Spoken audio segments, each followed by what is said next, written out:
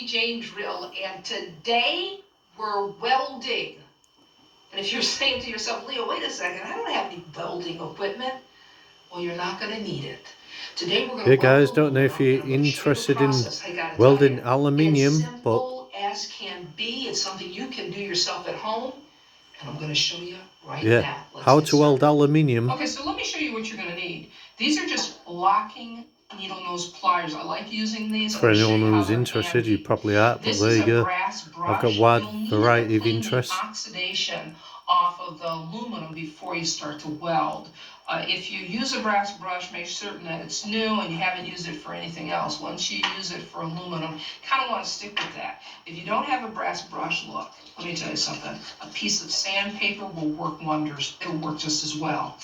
Don't forget to use safety glasses, and it's always recommended to use leather gloves. Now this here, these are our brazing rods, and I'm going to put a link in the description below so that you can find them easily and check them out on your own.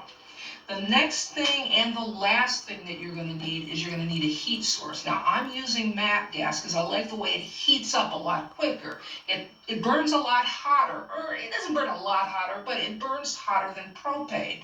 Propane is fine for use with these brazing rods, so don't worry about it if you don't have a MAPP gas torch.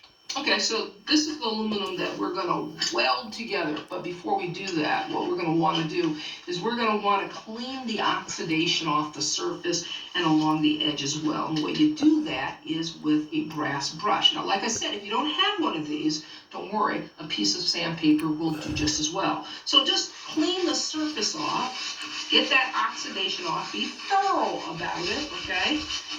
Don't cheat here. You don't want to cheat with this because you want to get a good weld, right? Get the sides as well.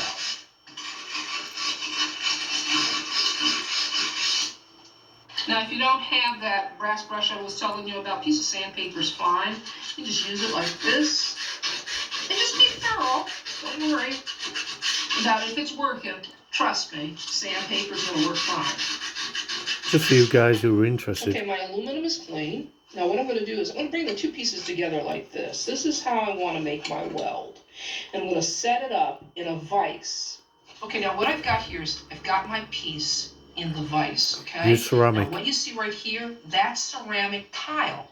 And the reason I have ceramic tile between my project, my aluminum project here, and the vise is because it's going to create a heat barrier. I want to concentrate my heat right there, right in that angle there.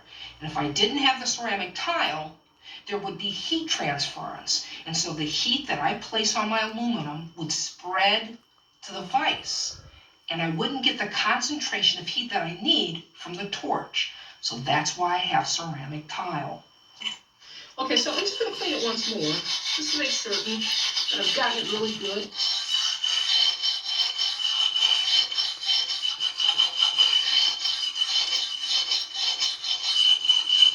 Now it's time to weld. Now what I'm holding here is one of those aluminum brazing rods. Down here are the needle nose pliers. Now I use the needle nose pliers to hold the brazing rod because it really gives me the control I need and allows me not to hold the rod in my hand. So what I do is I clamp my needle nose pliers to the brazing rod. I give myself a nice workable amount, okay, of rod material. Now, what I want to say is this. I'm going to start heating up the aluminum with the torch, but I want to show you something that I'm going to do in the process, and I want to explain to you now why I'm doing it. So this is what you're going to notice. I'm going to start heating up my aluminum, okay, with the torch. But then I'm going to pull the torch away, and I'm going to take this brazing rod, and you're going to see me doing like this. Once this aluminum reaches the proper temperature, it's going to be 730 degrees and 390 degrees Celsius. It's going to start melting this rod very quickly. Because you don't heat the rod. We're not going to heat the rod with the torch. You heat the aluminum. Okay. okay? And at one point, when I make this move, you'll suddenly see it start to puddle. Now we're gonna start heating up the aluminum. I'm gonna just run it back and forth, try to be as consistent as possible. You heat that aluminum up. Remember what I said, 730 degrees Fahrenheit, 390 degrees Celsius.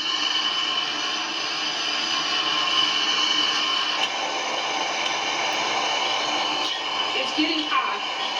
I can tell we're close. Here we go, folks. I think it's ready. Here we go. There we go. Look at that bead. Look at it. We'll go slowly here. Look at that. Perfect. I gotta tell you, this project, the aluminum itself is very hot. It's still probably at 730 degrees, right? So you don't want to touch it. Even though I've got gloves, but still let it cool off a little bit. Now I will say that the joint is done. That's it. It's hard. It's not going to take much to set that joint. Don't even think about submerging it in cold water, because if you do it that way to speed up the process, to cool off the aluminum quickly so you can handle it, you're going to weaken that joint. So resist doing that. In fact, don't do it. What I want to do is I want to bring it in close so you can see that weld. It is perfect. And that's what I love about aluminum welding.